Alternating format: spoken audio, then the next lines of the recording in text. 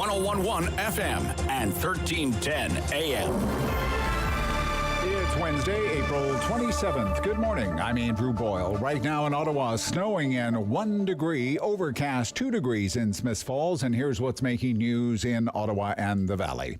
Council chambers open to the public today for the first time in over 2 years. City News reporter Chris Curry's now with details on today's council meeting. Nothing jumping out at me as a topic that would be really divisive from members. The green bin strategy will likely be approved, making it mandatory for existing apartments and condos that use city waste pickup services to now have a green bin pickup. The cost and timeline is still to be worked out. Council also expected to discuss and approve a free 6-month pass to OC Transpo for displaced Ukrainian refugees. But what could cause some heated discourse is the expected talk around this weekend's motorcycle convoy. The interim chief of police will be in attendance in person, available to respond to any questions.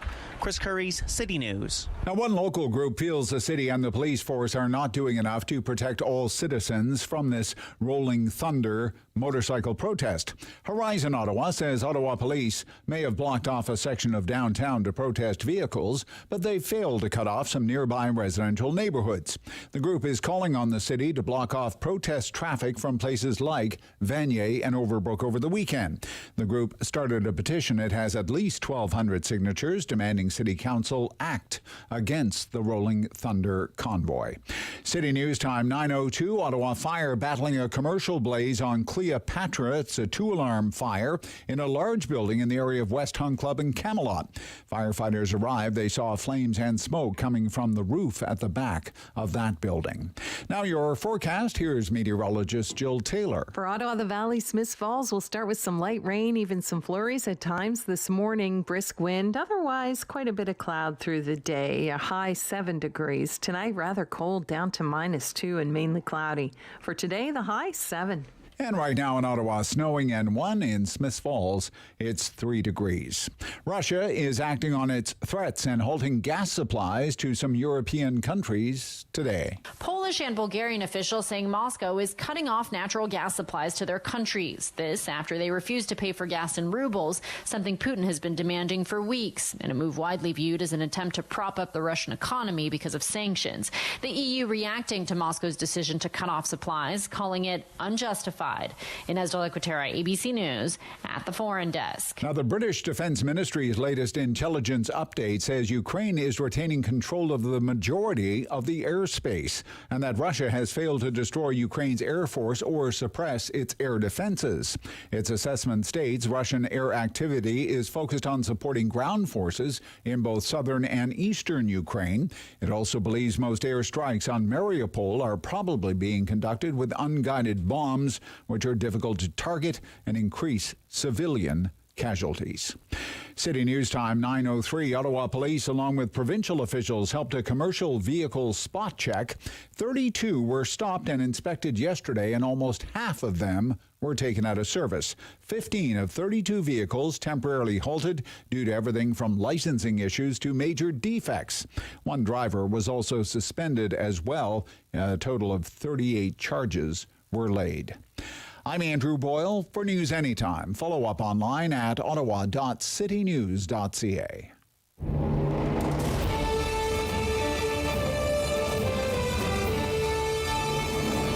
Good, bad, or complicated. There's no news in Ottawa and the Valley he won't talk about. It's the Rob Snow Show on Rogers TV and City News. 1011 FM and 1310 AM. It's snowing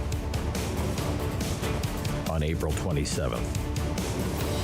So not the nicest day, say for a motorcycle rally. And maybe we should pray for more of this weather. Good morning. Welcome to the Rob Snow Show on City News. Going to be a busy day in the news business, and you know what? That's just fine with us. That's the way we like it. The big local story is still the Rolling Thunder motorcycle rally and the plans that are being put in place by the Ottawa Police Service to contain the rally.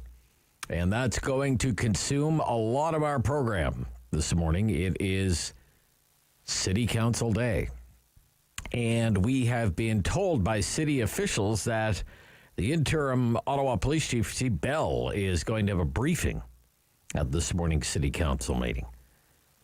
Now, we're just not sure on the timing. We're not sure when he's going to begin the briefing. We've been told it could be at the start of the meeting. Could be. But the thing is, it's not on the official agenda, so it's kind of a guessing game until we see him actually appear at the council meeting. But when it begins, the plan is we're going to carry most of that, if not all of it, live here on the Rob Snow Show, because it's all anyone's talking about. It's the big local story, is the motorcycle rally and what the police are planning to do about it. We want to get the very latest information, right? We want to get the news before we gather your views on the news. And it's great if we can get it right from the source. And, there's no better source on the plan from the Ottawa Police than, say, the top official of the Ottawa Police Service. So it's a great opportunity. City Council meeting starts in about 25 minutes from now. Our friends at Rogers Television will leave the Rob Snow Show at that time, and they'll bring you the council meeting in its entirety if you want to watch it. Or if you're on the go, you can hear it right here. Now, I will say this. I'll say this, okay? I have been told these kinds of briefings, okay, they drive the police nutty. The police chief, interim or not, okay, has all kinds of plans to work on in advance of an event like this motorcycle event. Nobody wants a repeat of what happened in February. The chief has a police force to run, trying to coordinate with the RCMP and the OPP, maintain dialogue with the organizers, all of this stuff. And now he gets to he's going to be dragged in front of the city council for an hour or so today. Maybe even longer than that. Who knows, right? If they all get there, they all want to grandstand and have their 5 minutes with the chief, the city council. And some you listen to it, some of them will ask the same question 10 different ways. Even though they live in wards probably not impacted by this at all. It's frustrating for the Ottawa police, is from what I heard. I heard that during the last protest. And they're trying to deal with the situation downtown, but then they get hauled back down to City Hall because the councillors want to be in front of the cameras. But it is about accountability, municipal accountability. And let's face it, the Ottawa Police Service is trying to rehabilitate its reputation, to put it nicely. But when that begins, we're going to have coverage of that for you. Yesterday, the big development was the release of the map of downtown Ottawa and the vehicle exclusionary zone. Don't worry, David, you're not being locked down, David. You'll be allowed to get around Centertown where you are. Woohoo! You're not even in the exclusionary zone. You're south of the exclusionary zone where you are. Dodged a bullet there. But people already have issues with it. I could understand why, because what it really does, in effect, is it blocks off kind of the north of Centertown, like north of Laurier, and parts of the Byward Market, but it doesn't necessarily lock the local traffic in, and it moves the problem. If you see bikers as a problem, it moves the problem into the residential part of the downtown core. So there could be some back and forth on that aspect of it this morning. And this constantly evolving plan for this motorcycle rally at today's City Council meeting, which, as I said, begins at 9:30 this morning, and we anticipate hearing from the interim police chief. Big news for us. Far from the only item on the agenda, of course, it is a City Council meeting. You have this motion from Councillor Hubley, the Transit Commission chair, free transit for Ukrainian refugees, which was kind of a goodwill gesture from the transit chair, but perhaps not, very well game planned or well thought out, because that is going to result in a back and forth about free transit for all refugees, not just Ukrainians. A refugee is a refugee, and why would you make transit free for some refugees and not all refugees? So that's something that we'll be paying attention to. And green bins for multi-unit residential buildings in your neighborhood. The official title is the Multi-Residential Waste Diversion Strategy. You want to be a city councilor, this is how you get to spend your days reading reports about the Multi-Residential Waste Diversion Strategy. Maybe the city council should have had such a strategy many years ago when the green bin program was first launched. What do you think? Because it's been nothing but a taxpayer disaster from the word go. Orga World. Remember Orga World? Shredders working overtime, destruction of records, scathing Auditor General's reports. Oh, I remember it all so well. But hey, it's green, so it's virtuous. The city admits in its report there are many challenges to overcome, not the least of which is the design of apartment buildings and condo towers. They were not designed with city-issued green bins in mind. But eventually, there will be a pilot program, and then the city hopes to have this as part of the new waste collection contract that will need to be signed by the year 2025. As it stands right now, 74% of the stuff apartment buildings and condo towers throw out that could go into the green bin goes to the landfill instead. 56,000 tons of garbage is collected from apartments and condo towers in Ottawa every year. For organics, it's about 1,000 tons a year versus 56,000 tons of garbage. So that's a lot of banana peels and eggshells and coffee grinds going into the landfill. City Council Day. Ladies and gentlemen, sit back and witness your tax dollars at work.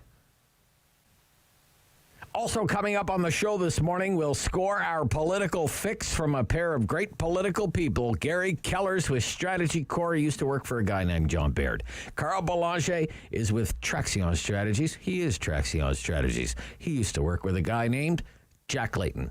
We're going to talk a little bit about the last protest that we had in Ottawa. Remember? Freedom Convoy. Because now it's the Liberals' turn to explain why they invoked the Emergencies Act. For the first time ever, since that law came into effect replacing the War Measures Act. But the thing is, the Liberals aren't all that interested in doing any kind of navel-gazing. They're not really all that interested in explaining to Canadians why they felt that act, with all of its extraordinary powers, freezing bank accounts and the like, why it was needed to end the demonstration here in Ottawa, when the demonstrations in Windsor and the demonstration in Coutts, when they ended peacefully using laws already on the books. Didn't need the Emergencies Act. But if you've been paying attention, a couple of things have been happening. There's the inquiry, going to be headed by a judge. And then there's the committee at the parliamentary level, the parliamentary committee. At that committee, the government is invoking something else, and that is cabinet confidentiality. Hey, why did you do this? Can't tell you. Why did you do that? It's a secret. Why did you make this decision or that decision? None of your business. Cabinet confidentiality. So just how interested are these Liberals in explaining why they needed to use the superpowers of the Emergencies Act? Because it would seem they're really not that interested in explaining it at all. We'll also talk about the Poilievre campaign, Conservative leadership race, Trudeau Christmas vacation of 2016, still making news today, 6 years later, and tomorrow is Ontario Budget Day. Not so much a budget as it is Doug Ford's re-election platform. We'll get into that, too. And do the talk-back hour between 10 and 11 o'clock, as we do every morning on the Rob Snow Show, although, as I said, and I'll caution you, the interim Ottawa Police Chief, Steve Bell, might crash the party. But that's okay, because he's at the center of our discussion today as the head of the Ottawa Police Service, a little more than 48 hours away from what could be day one of what could be a few days of motorcycle mayhem. Or is it motorcycle merriment? Who knows? Whatever's headed our way, and they say they're still coming. Maybe as many as 1,000 of them on their way to their nation's capital. And they will be met with a police presence and a plan to control their movements and restrict their travels. I want to know. Going to do it rapid poll style. Going to keep score. Do you agree or disagree with the plan from the Ottawa Police to deal with rolling thunder?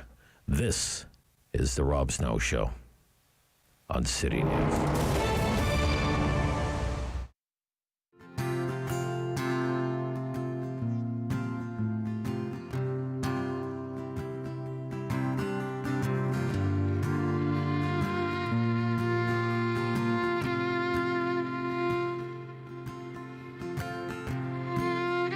Dear one, we've been waiting for you. And oh, we're thrilled. Beside ourselves, you arrived. And white coats came in heads held low. And they talked for a bit, shuffle outside. Close the curtains, held each other, and we cried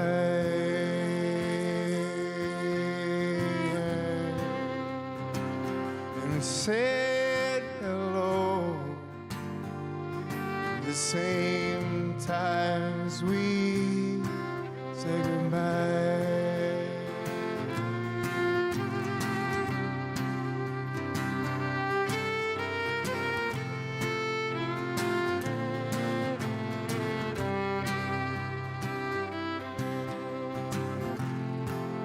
Smallest and wingless, oh, leaving as soon as you'd arrive.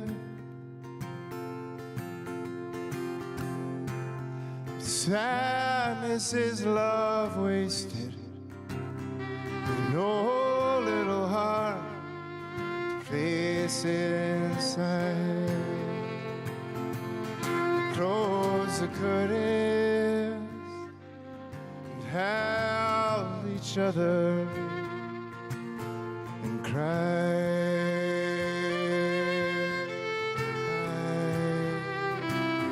I said hello at the same time as we closed the curtains and held each other, and we cried.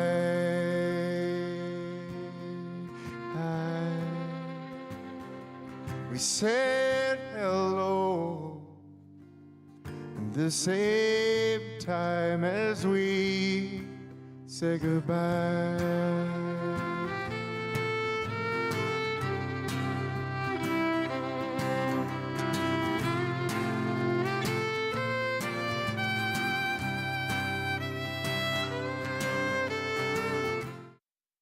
Changing.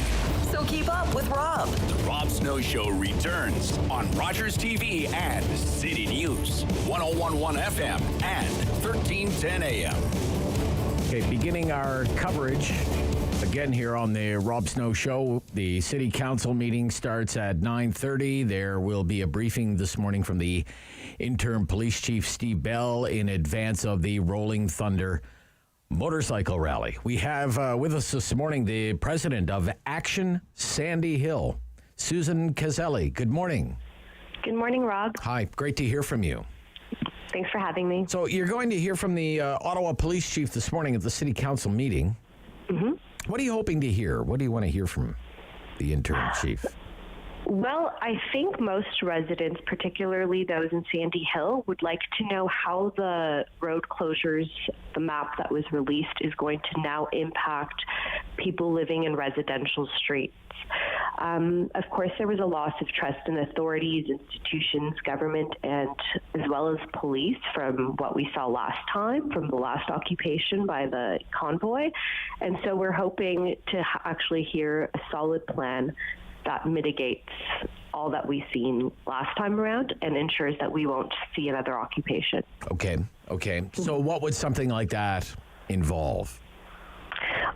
I think it involves considerable community consultation to ensure that all the residential streets that were previously used as thoroughways are also included in this map, and also expands police presence to just outside of the perimeter, because what residents are fearful about is that their streets will be taken over.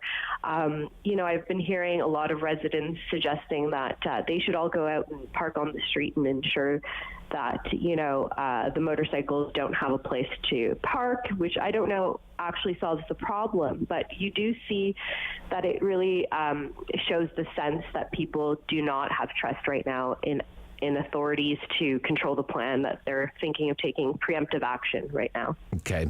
So what were some of the issues with the original Freedom Convoy? How did that affect your residents? And what could be done so that that's not repeated this time around? Right. Yeah.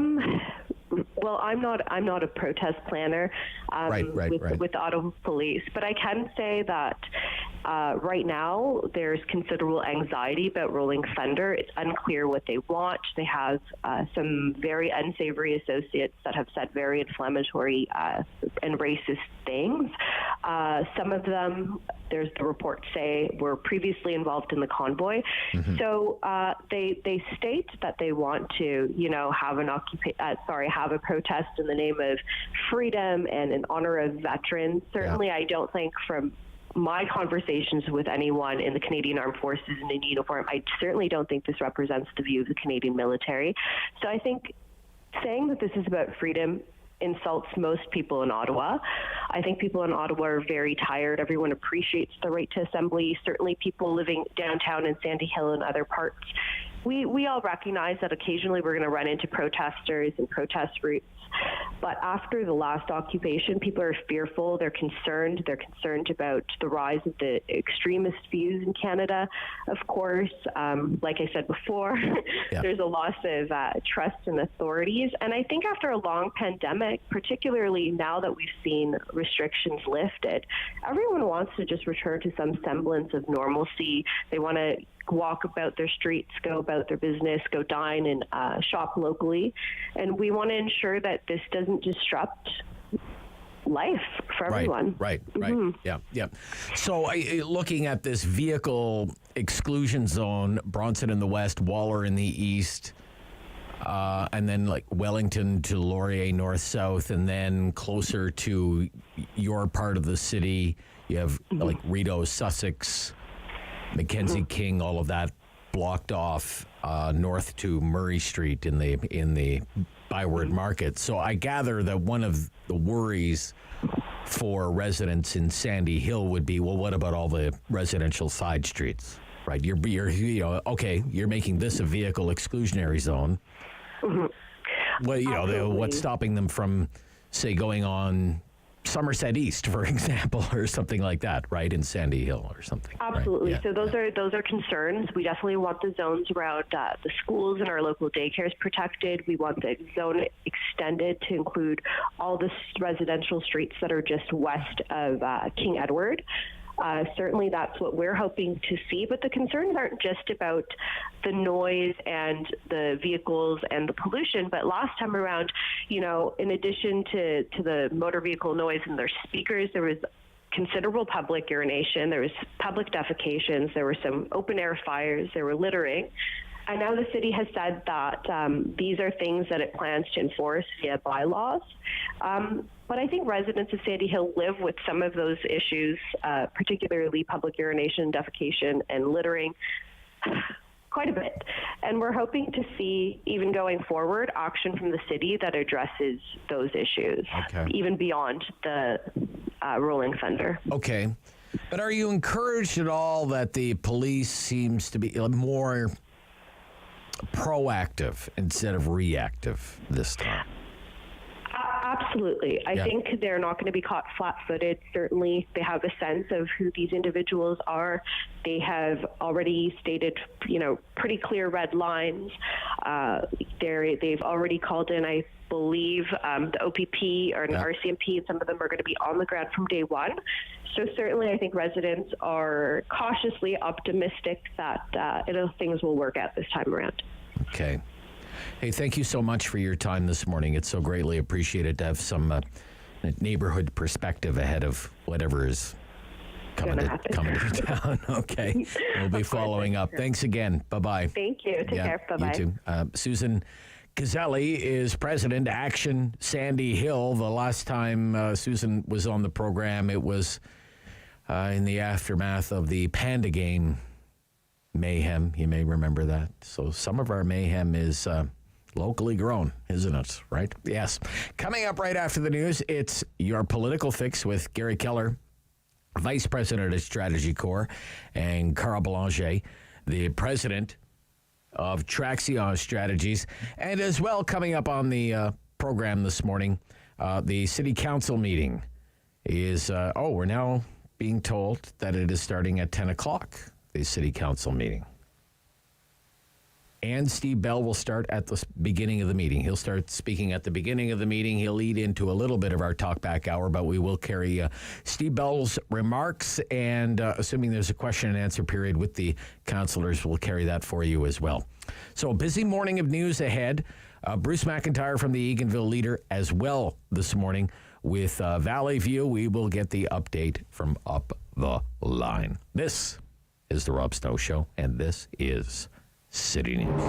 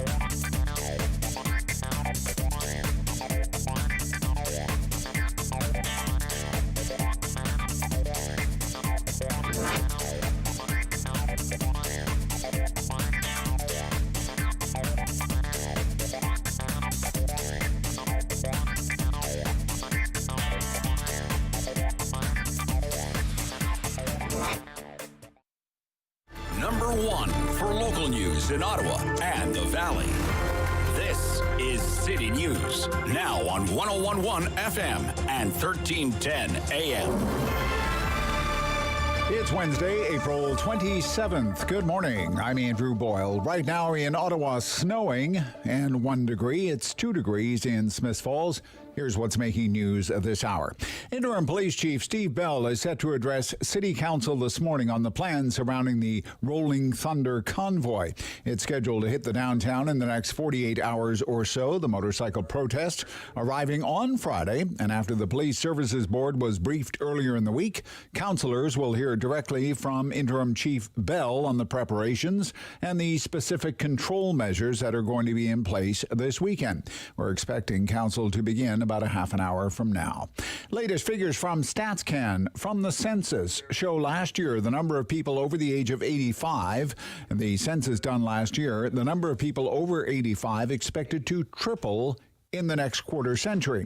Experts consider this a slow march to a crisis in care for older people. Stats also show that 0.33 of 1% of the Canadian population identify as either transgender or non-binary. European officials are holding an emergency meeting today after natural gas prices soared 25%. Poland's prime minister says he believes Russia is cutting off the supply of natural gas to his country as revenge for his government's imposition of new sanctions related to the war in Ukraine. Russia is also going to stop supplying Bulgaria with natural gas. The Kremlin says it could halt gas supplies to other European customers if they also refuse to switch to payment in rubles. City News Time at 9:31. I'm Andrew Boyle for News Anytime. Follow up online at ottawa.citynews.ca. Firm. Fair. Fun. The Rob Snow Show returns On Rogers TV and City News 101.1 FM. and 1310 AM. It's time to score your political fix.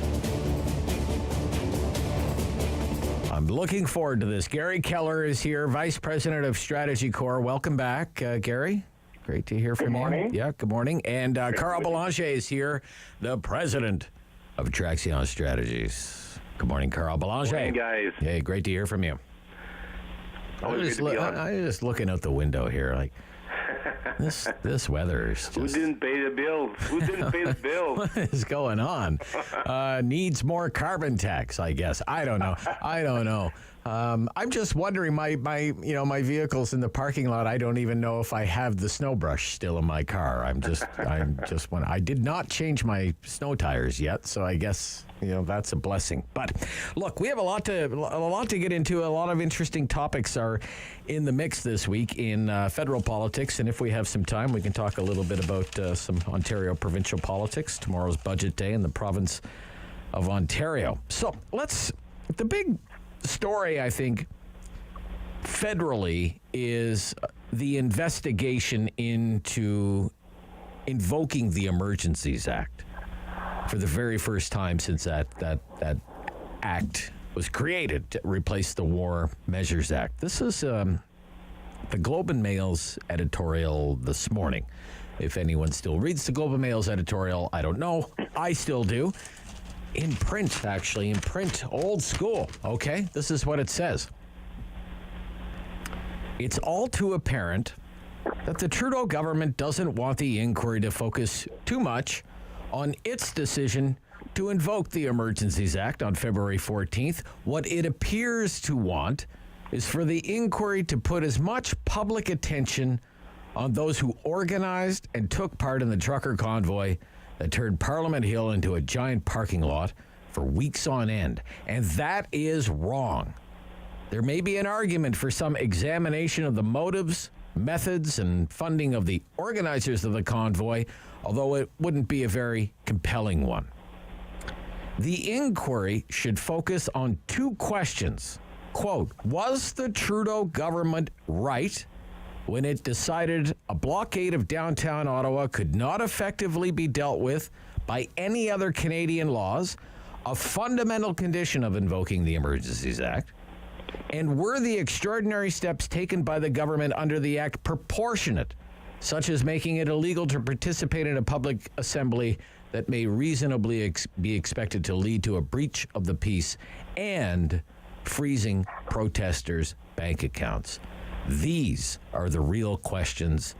The answers are unclear. So that's in the Globe and Mail this morning. How should I ask? Gary, how sincere do you think the government is in examining its invoking of the Emergencies Act? What do you think, Gary? Well, I think you won't be surprised to find that I don't think it was very sincere at all. there's a little bit of political shiny object over here in the design of the Order in Council and the framework of the inquiry. And the Globe and Mail is absolutely right. When the Emergencies Act was designed to replace the War Measures Act, it was designed for this inquiry to take a look at the government's actions and the reasoning for the invocation of an emergency, because this is only supposed to be used in extremely rare situations. And I fear that by making this wide scope, not so much focused on the actions of government, but on the actions of others, that creates the risk that you could have a government invoking the Emergencies Act on a more regular basis, which is not clearly the intention. The other, concern, and I do, having spent a decade in government, I do understand the need for the cabinet confidence system. You don't want decisions of public servants in certain situations to be broadcast, just all over the place. But there is precedent for cabinet confidence being waived in specific and narrow situations. For example, the Gomery Commission into the sponsorship scandal had a cabinet confidence waived for certain documents. The Oliphant Commission, which looks into the dealings of Karl-Heinz Schreiber, had cabinet confidence waived. So that was under Paul Martin and under Stephen Harper. And the Auditor General also has a protocol in place with the Government of Canada to be able to access documents that would otherwise be protected by cabinet confidence.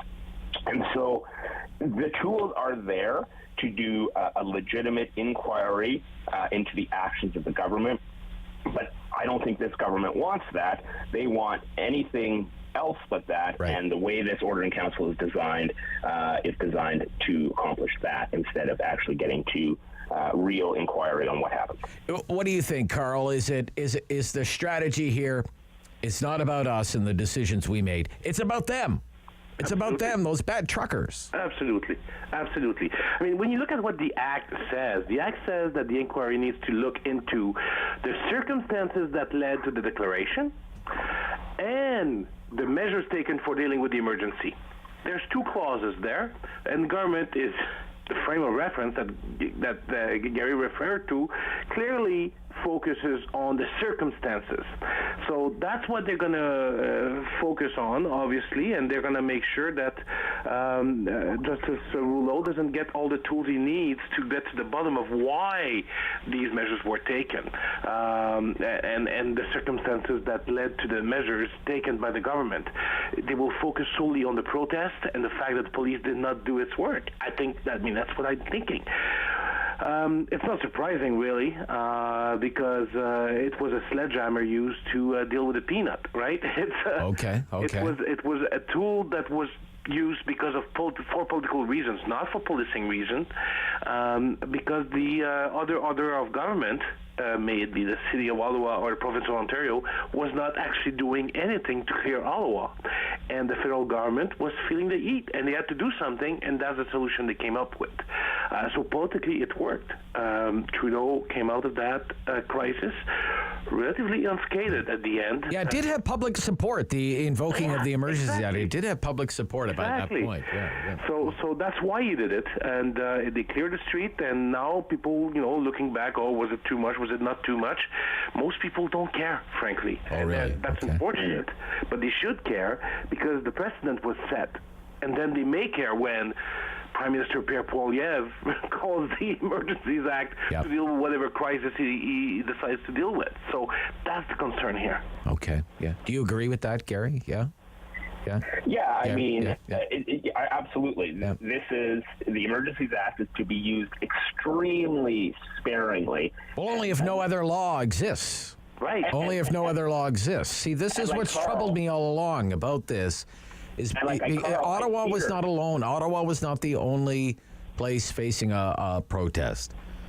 Clearly, it was the Ambassador Bridge protest that woke up the Ford government to the seriousness of the nature of the seriousness of the situation, and the economic consequences of having the Ambassador Bridge closed for an extended period of time. Maybe you could make the case that the Ottawa situation maybe it was more intense, it was more entrenched, maybe, but the situation in Windsor was dealt with before the Emergencies Act. The situation in Coots was dealt with before the Emergencies Act, using existing police power.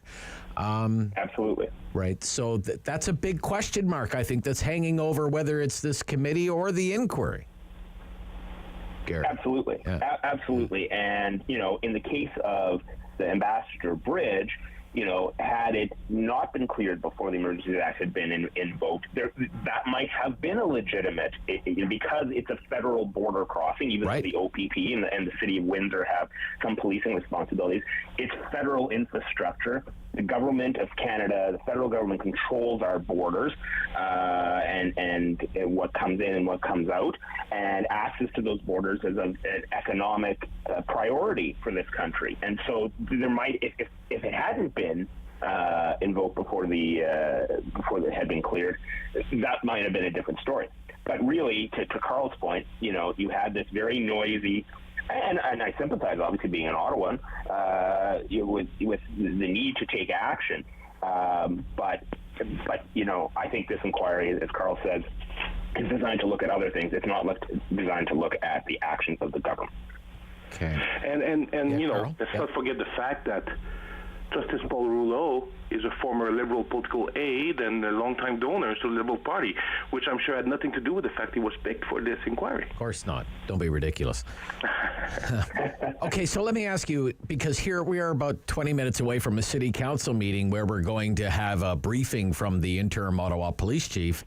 You remember the Freedom Convoy cost the first police chief his job. There's an interim police chief now. And we're about 48 hours away from what some are calling Freedom Convoy 2.0, this Rolling Thunder motorcycle rally. I'm not calling it that, but some people are calling it that. Carl is on the Quebec side. This was a major inconvenience. I was taking calls from people who were mad at the convoy protesters. They were like, I'm stuck on this bridge 4 hours trying to get into Ottawa. I'm trying to go into Ottawa and make my living, and I'm stuck here for 4 hours. They don't want a repeat of that. No. Our friends in the Outaouais. Gary, you're an Ottawa resident. What do you think about what you're hearing from the Ottawa Police Service? Because it sounds like they're going to make like an early move. We've got vehicle exclusionary zones already to go in advance of this Rolling Thunder motorcycle rally. What do you think about what you're hearing from the police right now, Gary? Yeah, well, I'm not surprised. Like the police in Ottawa certainly, and there should be an inquiry into the actions and failure to take actions by the Ottawa Police Service in the early stages of the trucker convoy, which allowed the occupation of downtown Ottawa to take place. Look, the City Council and the Ottawa Police Chief will have the full support, I am sure, of the vast majority of Ottawa residents to prevent another occupation or even slowdown of the downtown core, even though, on its best days, Ottawa's downtown core on the weekend is pretty sleepy. They are going to take every action they can to prevent another occupation from taking place, and I think they're going to have the support of the vast majority of Ottawans. So being proactive this time as opposed to being reactive is going to be very, very important. I think last time, frankly, there had been a trucker convoy in 2019, and the Ottawa Police Service said, well, that one lasted a couple days and everyone left, so I think that's what's going to happen this time. Clearly it didn't. Mm-hmm. And I wonder what kind of intelligence, too, that Ottawa Police Service might be getting from other sources to take this proactive action. But I think, I support taking proactive action before things, and we'll see if what this Rolling Thunder convoy is, if it is actually anything similar to what was in the past, or in fact, if this is a damp squib, that this is something that passes through and is gone before the end of the weekend. What do you think, Carl, of what you're hearing from the Ottawa police right now? Well, clearly they don't want to repeat. Because I assume the interim chief doesn't want to go down the same way the former chief went down because of his inaction. So they've learned some lessons, and they will act accordingly. And now the question is, how will the protesters handle it? There was promises of creating havoc and free-for-all across the city. How do they do that? Bikes are a little lighter than trucks. That's also something to consider in their action. And I think you will not see a repeat of what we saw. You'll see a protest. They'll come and they'll go. And I think that's fine. Okay. I think that's what it should be. All right. Excellent. When we come back, we'll turn our attention to the Conservative Party's leadership race. This is your political fix on the Rob Snow Show on City News.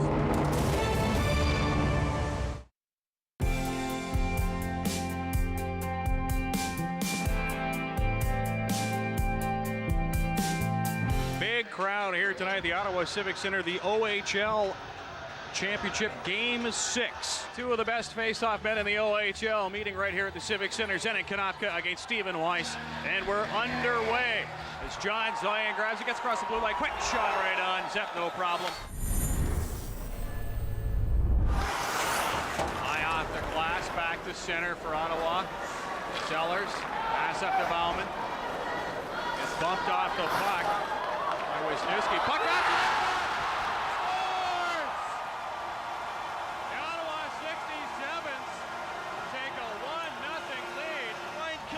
Talking earlier today that sometimes in big games it's a lucky bounce that can decide things. Was he ever right on this play so far? Watch Sozanov going the opposite way. Just take a whack at it. Look at Talbot strip the puck from Oosternaal. There it is in front of the net, and Sozanov gets a piece of it, and it goes in behind Rob Zepp. Bowman carries the puck up the ice. Then Talbot strips him, and there's Sozanov, who outwins the assignment with the back-checking Damien Surma, and Ottawa's got the lead. John Zion for Ottawa. Up to Sozanov. His pass to Talbot. One man to beat. Talbot scores! Far side, low on Rob Zepp. Power play goal for the Ottawa 67s. He is on fire tonight for the 67s. Look at the jump in his legs. Right here, he explodes with the puck. Head up, shot, a goal scorer's goal from the captain, Mighty Joe. And the 67s now have a stranglehold on the Plymouth Whalers. 2-0. Nothing Zepp could do on that play. He just placed it perfectly. It had nowhere else to go. Just a beautiful goal scorer's goal from the captain. Tied up by two Whalers. Savage came in there, and here comes Plymouth. 3-on-2. Bernarski with Jarrett and Stewart. Centered in front. Scores! Preston Mitzi left alone in front. And Plymouth climbs to within one. Picked off by Jarrett, centered in front. Ottawa taking a rope. Bounce off the leg. Whalers.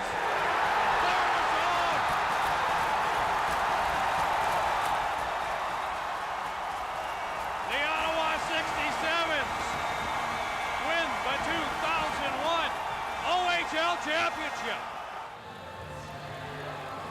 Well, there's Brian Kilray, Zenon Konopka handing him the cup.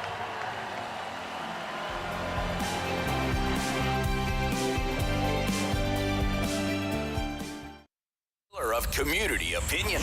The Rob Snow Show returns on Rogers TV and City News 101.1 FM and 1310 AM. Hey, we're back with part two of your political fix with Gary Keller from Strategy Corps and Carl Belanger from Traction Strategy. So we have a clip, just a quick clip here of what it sounds like to be at a big Pierre Poilievre rally. And this is one of the loudest parts of, it's kind of part of the theater, the performance of a Pierre Poilievre event. This is one of the loudest parts of a Pierre Poilievre event from what, yes. Oh my goodness,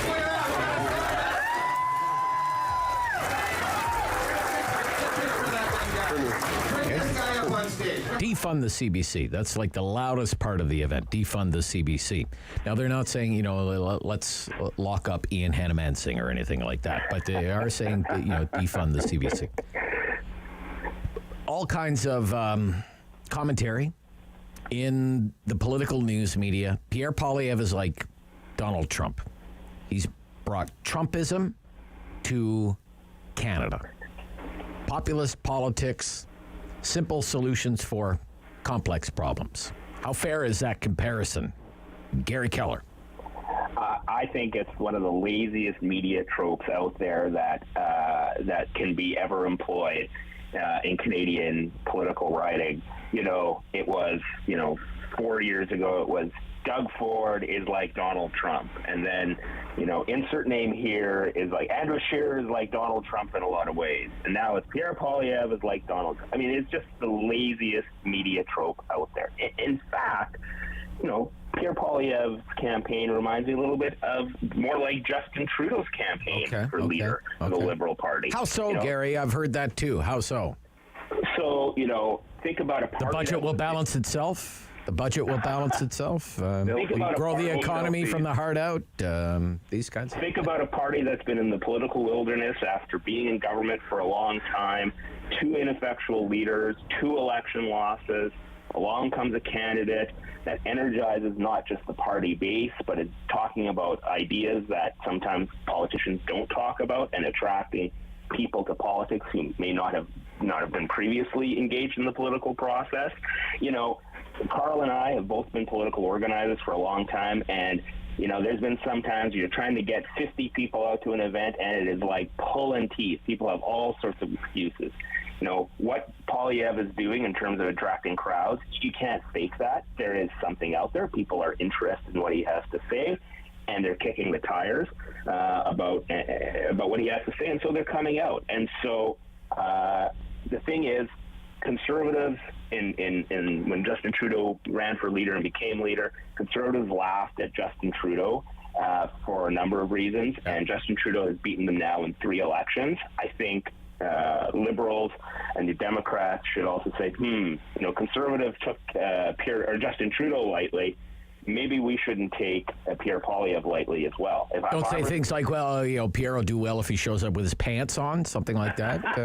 There you go. Absolutely. Okay. So, I think there's certainly some similarities there, and I think that is the better analysis here. All right. What do you think? Comparisons to Donald Trump. Pierre Poilievre is the Trump of Canadian politics. He's bringing Trumpism to Canada, Carl. Well, I don't think Pierre Poilievre is Donald Trump for many reasons, but it certainly brings some echo of the Donald Trump style of politics and the way he's approaching it. But Pierre Poilievre is a long-time politician. He's been around. He's not some kind of rich newbie coming in and waltzing in and doing things the way Trump was doing it. Yeah. So there's a difference, and I would say there's a sophistication here that Donald Trump didn't have. But there's clearly similarities when it comes to who is he talking to. And he's talking to a very angry demographic. He's talking to people that responds to buzzwords like gatekeepers and crypto and woke and cancel culture. Like, who he's talking to? He's talking to the same kind of people that used to be seen as the dominant force in our society. And mainly, we're talking about mostly white, mostly male, fairly young demographic that doesn't see a bright future ahead of it, right? That's what Donald Trump did. Maybe voted for Justin Trudeau in 2015, Carl. And maybe they did. And now they see the price of housing, catapulting into the sky, and the perspective of good, long-lasting jobs and pensions are not there, and so they're wondering what to do. And so they're responding to the Bitcoin is going to be the new economic policy that will bring you back freedom. All these key words they're responding to, and that's where I think Pierre is using social media effectively, and is generating a lot of excitement and momentum, and that's where I think the comparison with Trump is, because Trump did exactly that. He used social media, he used buzzwords, he attacked certain type. Yeah. Pierre attacked the CBC. Trump was attacking the lame media, the mainstream media. The failing mainstream media, It's the same kind of thing, but it's more sophisticated because Pierre has been in politics, and I think he can better target. He's been a gatekeeper. He's been a gatekeeper, right? He's been there 18 years. Right? And he's been part of the elite, and he's qualified for a pension years ago at the age of, 35 or something? Yeah. He's nothing like the demographic is appealing to, but right now it's working, and the opponents to Poilievre in the leadership race need to find a response to kind of counter that enthusiasm, or at least generate some of their own. How does he seems to convince people at his rallies that he's not part of the machine. of government, Gary, even though he's been an MP for 18 years, which is kind of a remarkable accomplishment. How does he do that, Gary? Yeah, that is, I think, a very interesting question because, he has been a member of parliament since 2004. And in government, he was a parliamentary secretary for a number of years. He was a minister last year of the Harper government. Yeah. And so, is there a feeling out there that, was he, essentially, the Pierre that we see was essentially muzzled out there? I've worked with Pierre on a number of occasions in government, and, I've seen him. And I think Carl can probably attest to, people who've worked with him across the aisle on Parliament Hill, is behind the scenes, he can be very collegial, he can get things done, but he's created this persona for himself that says, I'm going to get things done for you. To be fair, he also, as a local member of Parliament in Carleton, I think he's fairly well known as being a good constituency MP and using this I'm fighting for you kind of message. And so it is an interesting way to do it in the sense that, I don't think we can actually explain how he has been able to do it, because it's clearly his opponents haven't taken that attack with him yet, that you are actually the ultimate insider. And so that's why I'm looking forward actually to the debates. The first English debate is in, I think it's March 9th, or May 9th, excuse me. And it'll be interesting to see if some of his opponents go after him and say, you say you're the outsider and you're going to give freedom to everybody. Well, in fact, here's your record after being a member of parliament and a cabinet minister and a parliamentary secretary over all these years. In fact, you are the ultimate insider. You are the gatekeeper. You are the gatekeeper. Okay, we have, what do we have? 90 seconds here. Budget days tomorrow. This is going to be Doug Ford's re-election platform. Key messages, bullet point form. Carl, Doug Ford's re-election platform. He's got to focus on affordability. That's the number one concern of most Ontarians, for sure. So he has to say that he is the solution to these problems, even though he was in government for the past few years. Okay. Gary?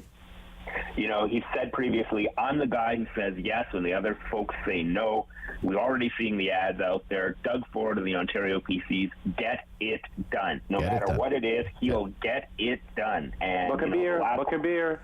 The last budget was, we're going to build Ontario. Now it's we're going to get it done. How about buck a liter? I'd take buck a liter right now. Buck a liter for gas. I'd take that. There you go. How about buck a liter? Run on that. Done. Run on that, Doug. Give me some no-name buck a liter gas.